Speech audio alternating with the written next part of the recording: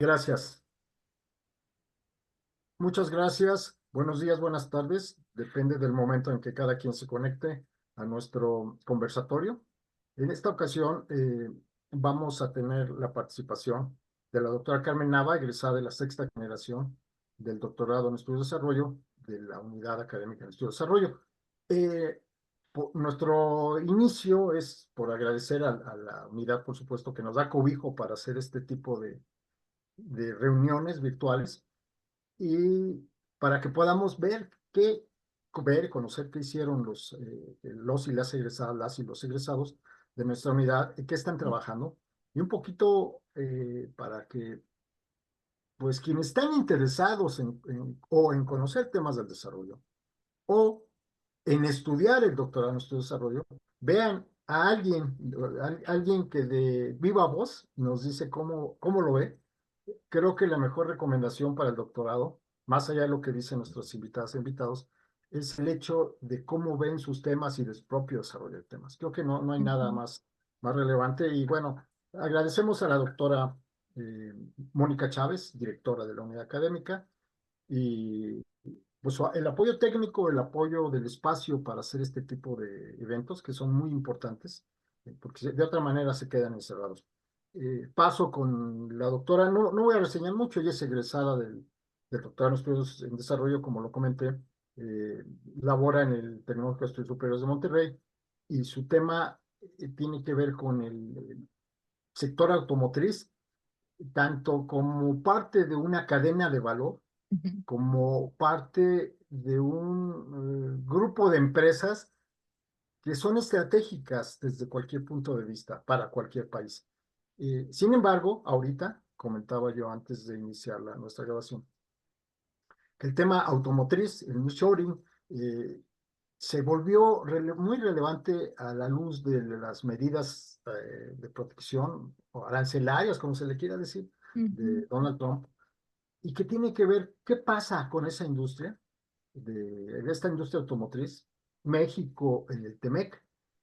Y la doctora Nava maneja un tema muy importante, que es un tema muy técnico, pero muy interesante, que es el de las reglas de origen o normas de origen, como se le quiera ver, que tiene que ver cómo a partir de que los países deciden que se van a integrar, exigen ciertos componentes, cierto nivel de integración regional.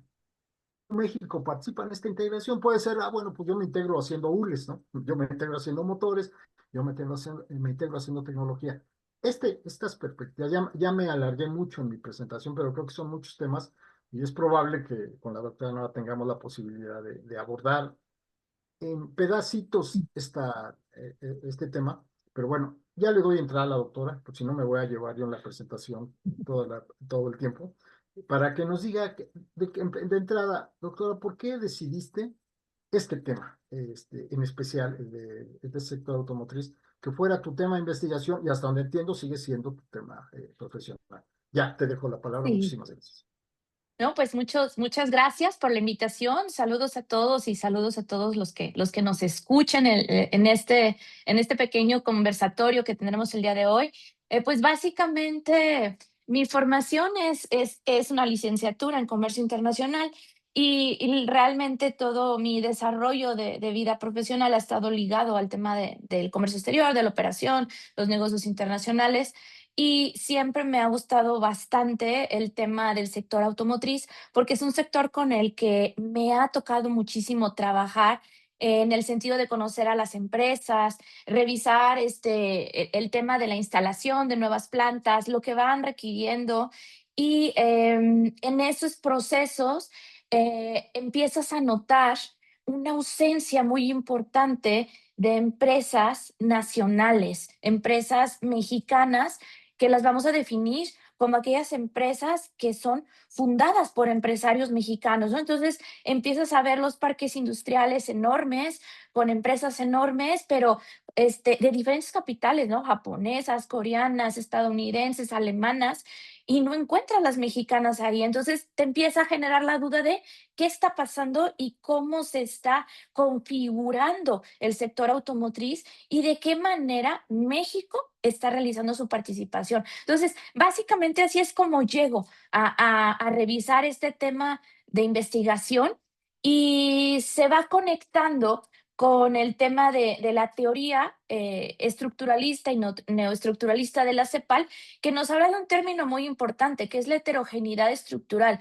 que es esa diferencia que vamos a notar de cómo están constituidas este sector o estas industrias con las empresas transnacionales y con las empresas que son de empresarios nacionales, ¿no? Entonces, cómo se van marcadas las diferencias en las capacidades, en la tecnología, en los montos de inversión, en las certificaciones de calidad.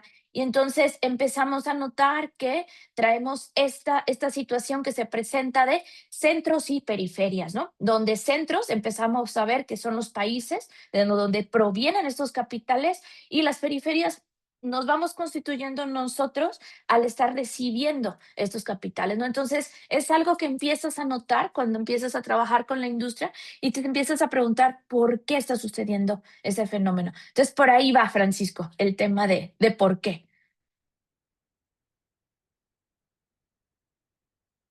Muy bien. ¿Cuál es, cuál fue tu transición? O sea, tú entras con este tema de origen al doctorado y después Más o lo vas menos. De desarrollando. hecho, Ah, perdón. entré más bien pensando en qué impacto tenía en el desarrollo el comercio exterior. Y después lo fuimos como perfilando porque era muy amplio, ¿no? De abarcar. Entonces tratamos como de irlo cerrando, cerrando, cerrando, y fue como llegamos a sector automotriz, que es un sector muy importante para el país en términos de empleo, de captación de divisas, etcétera. Y lo bajamos a la región Norteamérica, que tenemos en común desde hace mucho el Telecán y ahora el Temec, ¿no? Ujú.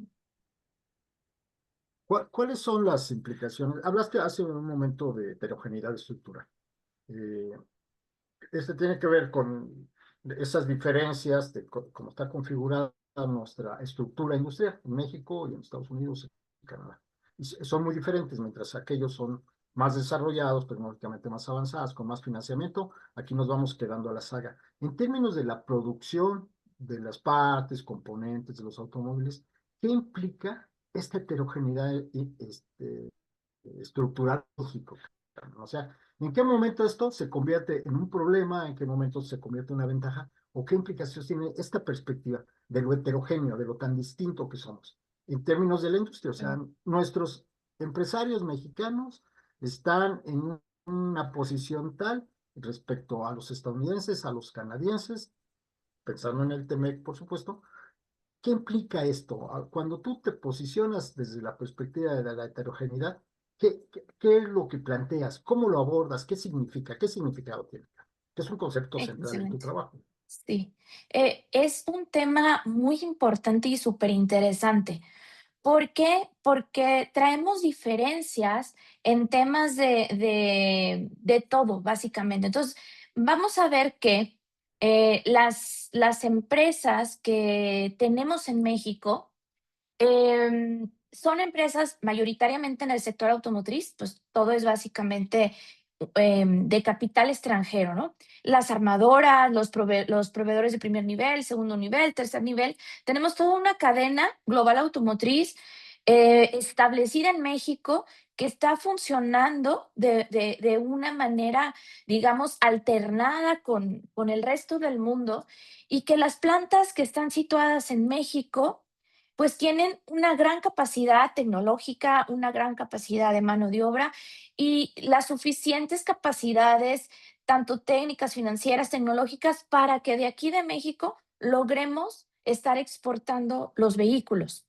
Sin embargo, cuando empezamos a revisar esta diferencia, ¿qué ha pasado? En general, México tenemos pues ya bastantes años, desde más o menos desde la entrada en vigor y la firma del Telecán, pues ya tenemos desde el 94 México una política que está enfocada a la atracción de inversión, es decir, tenemos una política de crecimiento económico que es exógena, es decir, eh, percibir y el poder captar la inversión extranjera que se posiciona en México y a través de ella generar digamos, como pues ese generación de riqueza y a la vez la generación de empleo.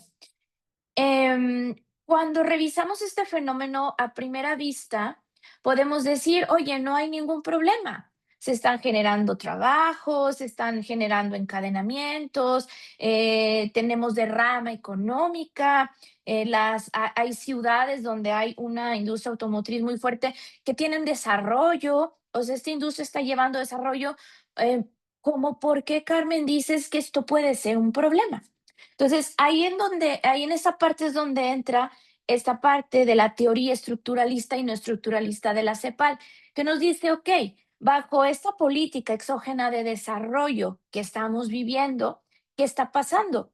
Que a través de este tiempo, empresas que teníamos en México de capital mexicano y de empresarios mexicanos, empezaron algunas a desaparecer y algunas otras fueron absorbidas por las mismas transnacionales. Que se vuelve una economía y el sector automotriz en México es un sector altamente transnacionalizado y entonces al empezar a desaparecer las empresas de capital mexicano, entonces empezamos de manera estructural y coyuntural a vivir un rezago básicamente tecnológico. Entonces, cuando empezamos a observar la cadena global de valor, como está situada en México, y, por ejemplo, en el caso de la tesis, aterrizamos en un caso de estudio Aguascalientes y empezamos a ver, vamos mapeando en dónde se encuentran las empresas de capital nacional. Y decía, sí, sí hay empresas que realizan corte de metales, que realizan temas de confección para algunas cuestiones del automóvil, inclusive temas de confección de piel o de piel sintética. Y empiezas a revisar lo que hacen. Y entonces dices, ah, mira, yo hago la tela que cubre el descansabrazos del carro. Ah, fíjate que yo produzco la bolsa donde van las herramientas que van en la cajuela del vehículo. O sí, fíjate que hago un corte de metal, pero es para una parte, no sé, que detiene el espejo retrovisor o que detiene los espejos laterales. Absolutamente todas las empresas mapeadas que son de capital nacional, no están ligadas a producir partes esenciales que constituyan un vehículo. Estamos produciendo, digamos, como literal, la periferia del vehículo.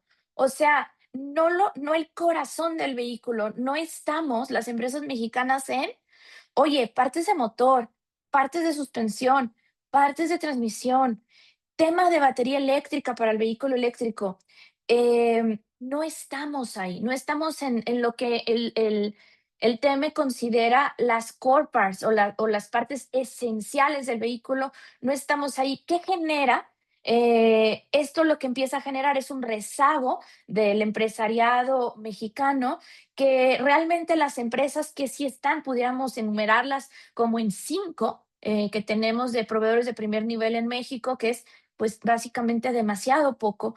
Y esto nos va generando un rezago tecnológico. ¿Qué pasa? Que como país estructuralmente estamos en un desfase de muchísimos años atrás, tecnológicamente hablando, con el resto de países que sí tienen esa tecnología.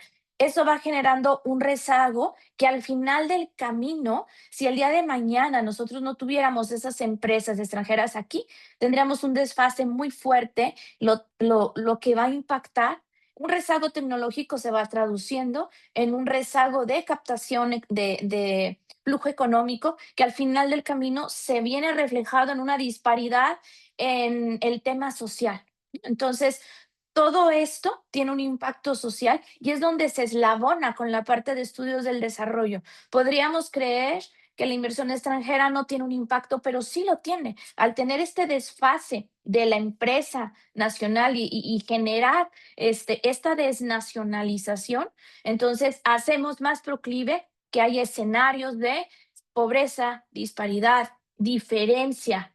Entonces, eso es básicamente cómo vamos eslabonando un tema con el otro.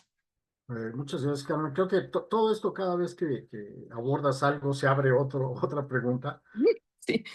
Y es, en los 70 80, cuando empieza todo este proceso de segmentación de los procesos. Es decir, cada país va haciendo un pedacito del producto y el sector automotriz es emblemático de este proceso de segmentación. A México en algún momento le tocó hacer monoblocks, por ejemplo. ¿Sí? Se lo Ujú, repartí ahí con Brasil y con algunos países del sudeste asiático. Sin embargo, este grado de especialización en esta cadena global, o sea, que va articulando todo el valor de los productos, se fue haciendo más marginal el papel de México, ¿no? Es decir, se va relegando, ahorita lo dijiste de manera muy elocuente y muy clara, estamos en la periferia del producto también, ¿no? O sea, de estar en el ujú. corazón, que es el motor, que son sus componentes eléctricos y electrónicos, pasamos a ser el plástico de la puerta, una cubierta del frente del motor, cosas así. ¿Por qué fuimos relegados? O sea, tú tienes también la formación en comercio exterior. Esto que estoy platicando, pues tú lo viviste directamente, de lo que se importaba y se exportaba. ¿Por qué se fue haciendo esa marginación, esa periferización del producto? Vamos a usar tu propia idea, donde cada vez hacemos componentes menos importantes. ¿Qué pasó con México? ¿Qué pasó con la industria de México? Que nos fuimos marginando. Es un asunto de la cadena de valor que nos saca, es un asunto de que México no pudo integrarse con mayor profundidad en la cadena de valor. ¿O cuál es, a qué le atribuyes este proceso? Que también me gustaría ya ahorita en la otra parte que nos comentaras este impacto de lo social, donde viene lo del desarrollo. Todo esto, además de lo técnico y tecnológico, que es de lo que estoy preguntando ahorita, tiene a final de cuentas un impacto social, que eso es muy relevante y es lo que vemos. Entonces, regresando a mi pregunta original, ¿por qué México se fue periferizando en términos del valor del producto? ¿Qué le faltó para integrarse? ¿Esto es un asunto del mercado internacional o es un asunto de los dos? De México no se inserta porque el mercado no lo permite o porque nos quedamos al margen de esas dinámicas. ¿Tú a qué le atribuyes este papel periférico al país? Es un tema de una, digamos, como una amalgama, ¿no? Es este tema de la heterogeneidad que vivimos es completamente multifactorial. Por una parte, la transnacionalización del sector, al ser empresas tan grandes y fuertes, tienden a, digamos, empezar a tener un efecto de desnacionalización. Entonces, de por sí, el efecto de la transnacional va a ser proclive que esto suceda. Sin embargo, por otra parte, está cómo vamos a apuntalar como país la política industrial. Y cuando revisamos la política industrial, pues inclusive en aquellos tiempos de sustitución de importaciones con los famosos decretos que salieron iniciales, no hay una política industrial. La política industrial estaba limitada a, ¿sabes qué? Empresa armadora, forzosamente tienes que comprar de proveedores mexicanos. Pero forzar la compra no me hace que ese proveedor mexicano sea competitivo. Inclusive había unas cláusulas que decían, si el proveedor no tiene la calidad necesaria o no la consigues en el precio, entonces podrás conseguirlo de todas formas del extranjero. Entonces, no hay una política industrial fuerte. Después transicionamos a la apertura comercial y ¿qué empezamos a ver en la política, ¿no? La política industrial pues empieza a generarse esta captación y a este crecimiento exógeno en el cual estamos viviendo esa inmediatez. Necesito generar empleo, necesito generar una derrama económica. Ok, lo más fácil, me traigo empresas y empezamos a crear, a crecer a través de esa captación de inversión extranjera, ¿no? Y si lo escuchamos al día de hoy en los discursos de tanto a nivel federal como de los diferentes gobiernos estatales es, así va nuestra captación de inversión extranjera, estamos creciendo, no estamos creciendo, y se ha vuelto un termómetro para medir la economía del país. Ese es el segundo, pero voy al tercero. El tercero es muy, muy importante. El tercero se llama, ¿dónde está el empresariado? Entonces, sí podemos ver que hay empresas transnacionales, podemos ver que no hay una política industrial fuerte, ni históricamente ni actualmente, pero ¿dónde está el empresariado industrial? ¿Dónde estuvo para, digamos, impulsar o apoyar digamos, empujar al gobierno a generar estas políticas que se necesitaban para que la transnacional nos reuniera y nos eslabonara como es, porque tenemos otros países que también han vivido esta parte y tuvieron un proceso en el cual ellos dijeron, ¿sabes qué? Cuando llegue la empresa transnacional, tiene que haber empresarios mexicanos incluidos y tienes que hacer transferencia de tecnología. El Telecán trae cláusulas donde estrictamente y expresamente dice México no podrá obligar a Estados Unidos a que haya un traslado tecnológico. Y literal, bajo esas letras, México firmó el tratado. Entonces, es una amalgama, pero yo sí me iría a esta parte empresarial en la cual cuando empezamos a mapear el empresariado en México, tenemos en sí una deficiencia de empresarios industriales. ¿No? Estamos sobre todo en tema de servicios o en otros temas diferentes, ¿no? El campo, los sectores asociados a agroalimentos, el tema inmobiliario, pero el tema industrial realmente es un tema que como empresariado mexicano en sí no está muy presente, ¿no? Entonces, creo que es una amalgama de esas tres particularmente. Si le buscamos, seguro encontramos más factores, pero me iría sobre esos tres principalmente, Francisco. Gracias, Carmen. Creo que esta idea de qué pasa con esa empresa, falta una política industrial, en estricto, que es una idea que yo he manejado también y algunos de los compañeros la comparten, acerca de esta famosa triple hélice del Ujú, empresariado, las universidades y el gobierno, y se juntan y hacen maravillas. O sea, pero esa es una política pasiva. Si yo pongo los instrumentos y los dejo ahí, pasa lo que pasó con la política industrial, ¿no? Es decir, en algún momento se juntan solitos y generan ese valor agregado para la economía. No sucede así en automático. Tiene que haber una dirección. Esto funcionó en la Segunda Guerra Mundial, cuando Estados Unidos impulsa la creación, el desarrollo de la bomba atómica para ganar la guerra. Entonces, si se ujú, juntan, hay una dirección, hay dinero y demás. Pero después de eso no ha funcionado. Se volvió en un mito el asunto de la famosa triple hélice. Salvo casos aislados, por regla general, no funciona, salvo que sea una política activa, es decir, donde se dirige el proceso. No creo que detrás de lo que nos comentas viene, pues sí, pusieron decretos y se piensa que por el decreto automáticamente se generan las condiciones y no pasa así, ¿no? Pero la parte más importante de esto que comentas, desde mi perspectiva, es la falta de un capitalista industrial mexicano, ¿no? Es decir, que sea capitalista. No, yo creo que hay un mito de que pensamos en estudios de desarrollo que esto es socialismo y que no, no, no. Necesitamos un capitalismo fuerte, un capitalista fuerte. Necesitamos condiciones que generen y que fortalezcan a nuestros industriales, pero también necesitamos al industrial que esté convencido de lo que hay que hacer, ¿sí? No, no basta con que le diga, bueno, es que, pues denme muchos empresarios, entre comillas, dicen, bueno, dame dinero a fondo perdido, y siempre, eso no es una política, ¿no? Lo que se necesita es esa visión de empresario para que entonces se configure toda una estrategia empresarial y se pueda cometer este tipo de proyectos, ¿no?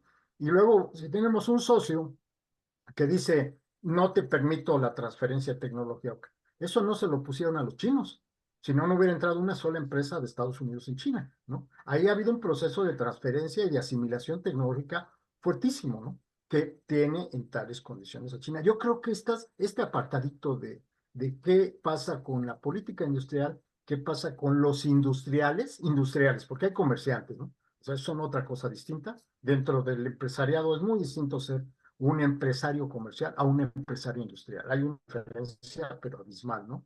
Creo que todo esto no se ha explorado lo suficiente. En la vida real ahí está, pero no lo hemos desarrollado. No ha sido motivo de estudios, de los estudios de desarrollo, que debía ser fundamental, ¿no? Entonces, bueno, creo que esto explica mucho, no solo la parte de que, bueno, tenemos un lado tecnológico, es evidente, sino las razones de ese rezago que nos los has comentado desde el punto de vista muy claro. Me ha gustado mucho este desarrollo que has hecho. Y bueno, esta perspectiva, Carmen, ¿qué resultados arroja en términos de tu investigación, pero sobre todo en términos de la perspectiva para el desarrollo? ¿Qué se puede hacer? ¿Qué no se puede hacer? ¿Qué necesita el país? Como ideal, por supuesto, ¿verdad? Porque pues, hay política industrial, pero parece que no hay una lectura de estos acontecimientos de esta forma, que digamos, bueno, necesitamos algo real, ¿verdad? Porque si estamos en el mundo donde decimos, es que exportamos mucho, sí, pero el valor agregado no es importante. Sí, se exporta y se pone el valor de un automóvil, pero no estamos exportando automóviles en el sentido que estén integrados. Exportamos un pedacito, pero para efectos de contabilidad, sí se cuenta. Creo que aquí hay un engaño, una falacia, en el sentido de que esto que me están diciendo no es de real o no del todo real, ¿no? ¿Cuál es tu perspectiva, y este es el tema de nuestro conversatorio, sobre esto que estás viendo con el sector automotriz como un reflejo de toda la política de innovación, tecnología para todos los sectores en México? Es decir, ¿crees que hay, pensando en este diagnóstico de que nos falta política industrial, y nos falta política tecnológica, y nos faltan empresarios competitivos? eh, este diagnóstico que tú haces, en dónde abona este entendimiento? O sea, ¿cómo nos da un poquito de dirección? Es decir, pongan atención en estos factores, además de los que nos dijiste, tu perspectiva del sector automotriz y de esto que está pasando, ¿cómo me permite esta lectura? ¿Cómo me permite una interpretación? O por lo menos una nueva reflexión en torno a estos problemas que parece que se van acumulando, Carmen, ¿no? No que se van resolviendo. ¿Cuál Exacto. sería tu perspectiva como, o sea, como alguien que has trabajado estos temas? Este tema es súper extenso. En general, pudiéramos decir, por una parte, es importante que comprendamos qué es lo que me va a requerir una empresa transnacional. ¿Qué necesita la armadora de su proveedor de primer nivel y qué necesita el proveedor de primer nivel del segundo y el segundo al tercero y así? Cuando vemos lo que necesitamos, si ahí volteamos a ver, ¿y qué necesito? Bueno, necesito maquinaria, tecnología, personal preparado, certificaciones de calidad.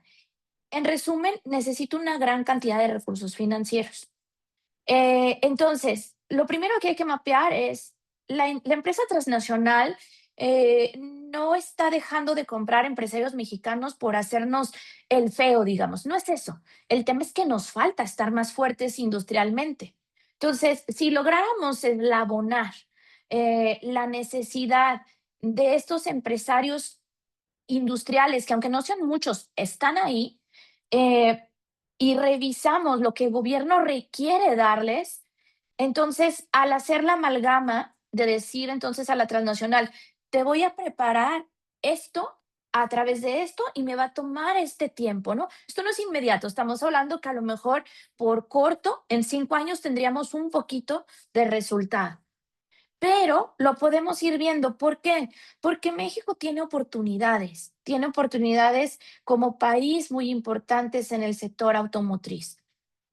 Al día de hoy estamos viendo, este tema se enlaza completamente con lo que estamos viviendo en la política arancelaria en Estados Unidos. Estamos viviendo que hay aranceles, 25% a los vehículos que no sean armados en Estados Unidos. Sin embargo, para el tema de las autopartes, dejando fuera el armado de vehículos, si volteamos a ver las autopartes de vehículos ligeros que cumplen la reglamentación de origen del USMCA o el TEMEC, son autopartes que entran sin aranceles de estos aranceles que está imponiendo el presidente Trump y tampoco están entrando con aranceles generales, puesto que son bienes que están cumpliendo la reglamentación de origen. ¿Qué quiero decir? Que este espacio es un espacio de oportunidad enorme para México, enorme para revisar que tenemos que generar más centros de investigación e ir hacia adelante. Al día de hoy está empezando a surgir nuevamente ya empezamos a ver noticias de escasez nuevamente de semiconductores o de microchips. Eh, el dinero, la inversión requerida para poder levantar una planta es muy grande, razón por la cual países como Taiwán, que es el principal proveedor de estos productos, pues su gobierno intervino, ¿no? Hubo una derrama por parte del gobierno hacia los industriales para apoyar. Tema que en la administración anterior de Biden también con esa ley de chips que se emitió en Estados Unidos y que pretendía que también se establecieran más empresas. Entonces, es muy importante ver que sí estamos tarde y estamos muy tarde. Entonces, tendríamos que ponerle una esencial velocidad y esencial privilegio a este tema, porque el vehículo no está, digamos, yendo hacia atrás, está al contrario, yendo hacia adelante. Tengamos o no tengamos una migración al vehículo eléctrico que está ahorita muy en veremos, lo cierto es que sí hay una migración evidente a más tecnología dentro del vehículo, con independencia si estamos hablando de un motor de combustión o un motor eléctrico o de hidrógeno o de todos los que se están hablando el día de hoy. La tecnología es corazón, tanto de esto como de todo lo que tenemos de los temas de inteligencia artificial, la automatización, la industria 4.0, en fin, la tecnología es, digamos, el tema de punta al día de hoy que sostiene de manera transversal todas las industrias. Y es un tema muy importante en el que podemos empezar a participar, pero ahí sí tenemos que alinear lo que ahorita decías, Francisco, esta triple hélice. ¿Dónde está nuestros industriales? ¿Dónde están nuestros centros de investigación que van a estar ligados a la academia, ¿no? ¿Y dónde está ese impulso del gobierno, que es el gran articulador para que esta política, como ahorita bien decías, sí se ejecute y no se considere que se crean las cosas como si fuera una generación espontánea, porque en generación espontánea no va a suceder y nos va a seguir sucediendo exactamente lo mismo que nos ha sucedido, ¿no? Y seguimos viviendo ese desfase. Pero básicamente sería eso, puntualizar que sí seguimos teniendo una gran oportunidad, México, en el tema de autopartes, que cada vez la tecnología es más importante y más crucial en este sector y en otros, y que definitivamente necesitamos buscar ese empuje, ¿no? Hacia la investigación y desarrollo para poder ir participando en este tipo de sectores que se han quedado totalmente en manos de la empresa transnacional, de los capitales extranjeros. Gracias, Carmen. Y creo que esto que comentas es relevante, o sea, coincidimos en el asunto de que la triple hélice tiene que ser activa, ¿no? No dejo ahí un desarmador, unas pinzas y un martillo y pienso que eso va a ser un mueble, ¿no? Tiene que haber alguien que tiene la idea del mueble y esto se junta con una dirección. Claro, se entiende que también el empresariado debe querer hacerlo, ¿verdad? No es solo que lo dirija, pero el gobierno lo tiene que ver con una visión de Estado, una articuladora, ¿no? El empresario lo ve con su visión inmediata. Ese es su papel. O sea, no podemos pedirle al empresario que esté pensando en el beneficio social y demás, porque su actividad central está básicamente en generar dinero, ¿no? Pero en torno a ese dinero también hay, en muchos casos, una perspectiva de lo social, es decir, convierten ese dinero también en empleos, convierten ese dinero en crecimiento. Es decir, su actividad está asociada con ello. Nada más que a veces, en algunas disciplinas se tiende a tratar esta situación como son los malos y los buenos cuando no existe eso, ¿no? Mm. Cuando en realidad estamos en un todo articulado que siempre hay que tener presente. Y precisamente respecto a esta perspectiva de lo social, de lo económico, eh, ¿qué, cuál es tú como alguien que ha trabajado, está en el TEC de Monterrey, tiene una perspectiva muy técnica, muy de eficiencia, muy de resolvamos problemas, pero no siempre se les asocia, insisto, no se les asocia porque también luego son creencias de que esta sensibilidad de lo social no siempre se da. Tú en este proceso lo has mencionado varias veces, ¿no? Hay un asunto de bienestar, hay un asunto de ingresos, que también lo tienes presente. ¿En qué parte de tu estudio incorporas esta perspectiva de finalmente esto, aunque es tecnología, finalmente esto, aunque es competitividad, finalmente, aunque es todo esto que cadenas de valor y demás, está hecho, se trabaja en un contexto social, ¿no? Y tiene implicaciones para la gente. ¿Cuál es tu reflexión que haces en la tesis o cómo fue creciendo tu conciencia, llamemos así, o cómo se perfecciona a la luz de cómo estos grandes procesos o procesos relevantes inciden sobre la vida de la gente? Que ese es el tema del desarrollo. Finalmente tenemos que pensar en que si no hay bienestar, entonces todo esto no tiene ningún sentido, ¿no? ¿Cómo incorporaste esta conciencia de lo social en tu estudio y en ti misma como alguien que se dedica a esto como investigadora, como alguien que es egresada? ¿Qué tan importante ha sido lo social en esta formación y en esta idea del desarrollo? Aquí hay algo que de hecho es muy importante porque es como, para mí, uno de los aportes más importantes que mi formación del doctorado de estudios de desarrollo ha tenido. Yo había tenido digamos, una formación y un enfoque en el tema de la empresa, lo que ahorita decías, Francisco, el tema de la eficiencia, los procesos, etcétera. Y había evolucionado con la idea de que estaba bien la inversión extranjera, que estaba bien las exportaciones, que qué bueno que México crecía en exportaciones, que qué bueno que cada vez mandamos más vehículos al mundo. Y cuando entras en este proceso de los estudios del desarrollo, empiezas a ver como las dos caras de la moneda, ¿no? Entonces empiezas a ver, dices, ¿qué está pasando? Que empezamos a notar cada vez más esta disparidad, ¿no? Entre ricos y pobres, esta brecha que se va creciendo. ¿Por qué? Si en el mundo estamos en una economía globalizada, donde en teoría a mí me dijeron que el comercio exterior era positivo.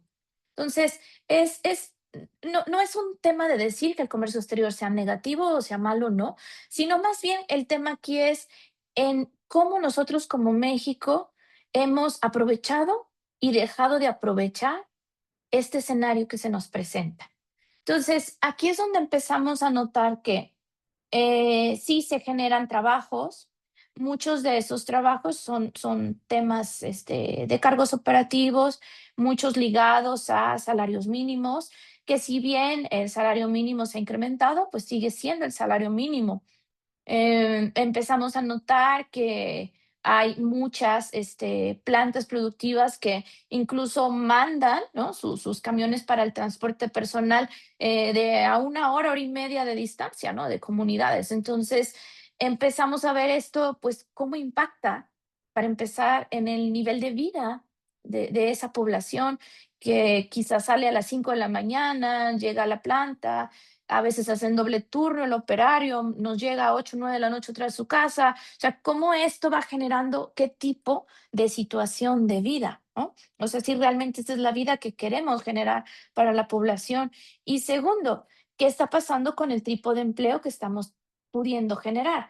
Si nosotros tuviéramos un acceso tecnológico mayor y un proceso tecnológico mayor, entonces estaríamos en estas partes de las cadenas productivas que generan mayormente el valor.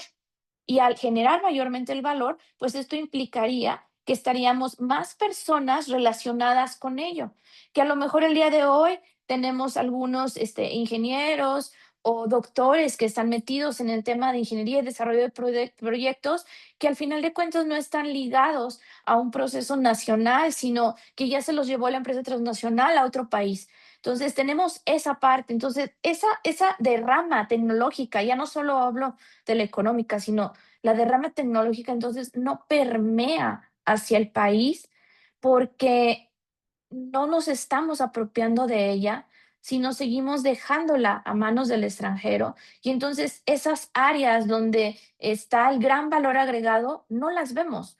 Por tanto, esta derrama económica que de pronto vemos en las ciudades y que vemos una transformación, el paisaje de una ciudad como Aguascalientes se ha transformado radicalmente por la industria automotriz. Tiene sus aspectos muy positivos, pero también tiene otros que no lo son. Sin embargo, tendríamos más aspectos positivos si pudiéramos, como nosotros, empresarios mexicanos, podernos enlazar más y más a esta cadena, ¿no? Entonces, ¿qué es lo que pasa?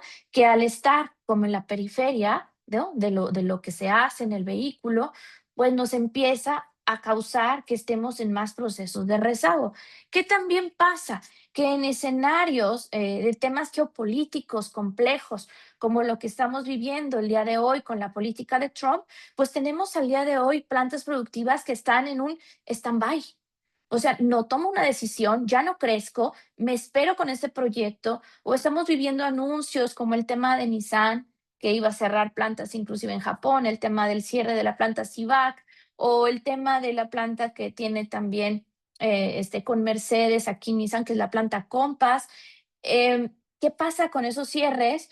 pues de que van a generar, pues evidentemente, no solo el desempleo, sino perder la derrama económica que se tenía, ¿no? Por ese cierre. ¿Qué pasaría si tú estuviera más apropiado en manos de empresarios mexicanos? Pues tendríamos otras realidades y otros escenarios, ¿no? Pudiéramos decir, ¿sabes qué? ¿Por qué no tener vehículos mexicanos de armadoras mexicanas? Si otros países tienen las suyas, si China empezó a tener la suya y al día de hoy es el país que produce más vehículos en el mundo, con sus propias armadoras, con sus propias marcas. Entonces, creo que eso nos daría un mejor escenario de posicionamiento para que entonces la derrama económica fuera mayor y pudiéramos empezar a tratar de cerrar esa gran brecha que estamos viviendo en el país entre la clase, digamos, trabajadora y la clase dueña del capital, ¿no? Entonces, creo que eso sería muy importante y es parte de lo que se va viendo a lo largo de la tesis en cómo se implica, ¿no? Estos escenarios de disparidad o de pobreza al no estar en el posicionamiento primario en el tema tecnológico y de producción de vehículos, ¿no? Y eso es solo tratando vehículos. Si volteamos a ver otras industrias como la aeroespacial, básicamente estamos hablando de un escenario completamente similar al que vemos en el automotriz. Bueno, yo creo que eh, si el objetivo de este conversatorio es tener una idea de cómo la ven los egresados, pues creo que ha sido muy elocuente todo lo que nos has comentado, no solo porque sabes del tema, sino además porque se ve que es un tema tuyo, ¿no? Que es algo que en lo que estás muy metida. Y creo que ese es el propósito de mucho de esto, ¿no? Que nos apropiemos de nuestros temas, que los hagamos nuestros también, ¿no? Como una forma de ver los procesos que vivimos. No solo se trata de ir a la escuela a aprender algo, sino que realmente seamos capaces de involucrarnos con los problemas, ¿no? Me ha gustado mucho esta tu perspectiva porque aquí hablamos de la responsabilidad del propio empresario, del gobierno y de todos que tenemos para mejorar esta condición, ¿no? Se trata de decir esto sí pueden o no. Si todos estamos en el mismo proceso, todos tenemos alguna parte relevante en la tarea y en las responsabilidades de configurar esto, ¿no? O sea, no nada más el gobierno que haga lo que quiere, los empresarios no, los trabajadores no, es todo, estamos todos en el mismo barco, pero finalmente el saldo de todo este proceso, en el caso del sector automotriz, de todo lo que tú estás trabajando, es que hemos sido crecientemente estado de lado, ¿no? Marginados, periferizados, tomando, otra vez, me gustó mucho esa expresión, como verás.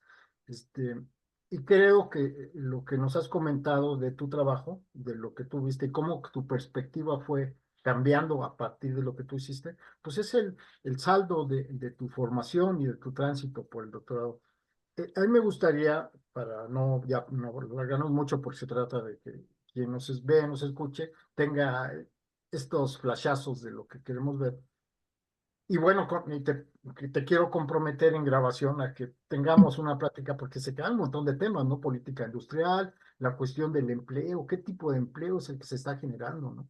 O sea, porque no hasta que digan, van Sí. las empresas, no, tenemos que ver qué está generando, porque también ahí tenemos un rezago muy fuerte, que luego no se considera. A veces nos sentimos afortunados porque nuestros paisanos mandan remesas, nos sentimos afortunados porque las empresas vienen y dan un empleo verdaderamente precario de hacer cosas manuales simples, cuando debemos estar preocupados precisamente porque nuestra gente no se vaya a otros países, porque nuestra gente aquí tenga trabajos donde hay valor agregado y donde ganen bien. Esa debía ser nuestra preocupación como país, no sentirnos alegres porque recogemos lo poco que nos dejan, ¿no? Creo que sí hay que cambiar mucho esa mentalidad y es parte de este gran proceso.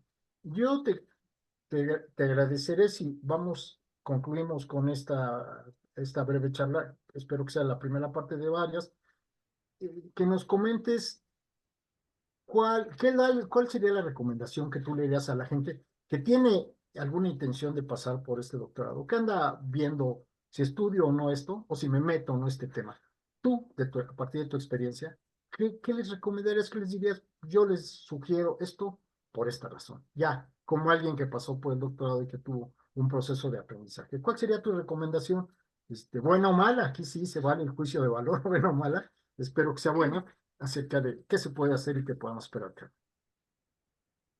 Muy bien, Francisco, pues muchas gracias. Yo creo que aquí lo que les diría es no se queden con las dudas. O sea, yo cuando vi el doctorado y lo conocí, empecé a revisar toda la información que había en el sitio web, vi que hay varias, digamos, grandes temas, ¿no? Del desarrollo.